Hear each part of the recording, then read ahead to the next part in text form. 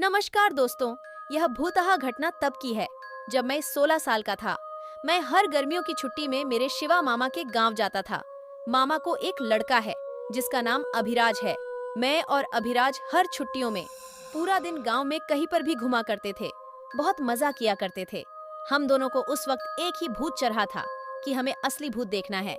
एक दिन मैं और अभिराज शाम को चौराहे पर सांप सीढ़ी खेल रहे थे और बगल में ही गांव के कुछ बड़े बुजुर्ग लोग बातें कर रहे थे। वह कह रहे थे कि गांव के बाहर पुराने कुएं के पास जो घर है वह भूतहा है।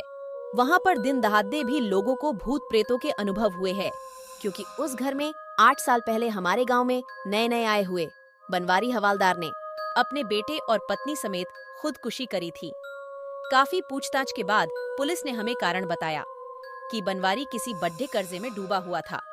उसकी मौत के बाद से उसका घर खुला का खुला ही पड़ा है।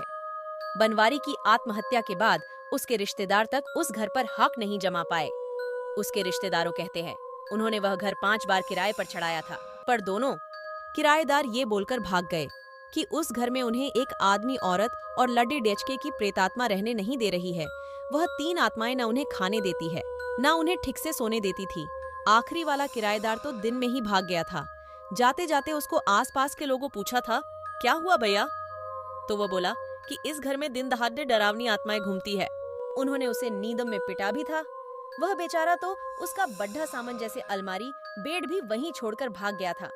फिर बनवारी के रिश्तेदारों ने भी तंग आकर उस घर को बिना ताला लगाए वैसे ही छोड़ दिया था, क्योंकि उन्होंने खुद भी कुछ घंटे वहां बिता के उस घर का प्रेतवादित होने का अनुभव लिया था। हमारे गांव में से भी वहां कोई कभी गलती से भी नहीं जाता। यह सारी बातें मेरे और अभिराज के खरगोश जैसे कानों ने सुन ली थी। फिर दूसरे ही दिन दोपहर सबको चकमा देकर हम दोनों उसी प्रेत बाधित घर में पहुंचे थे।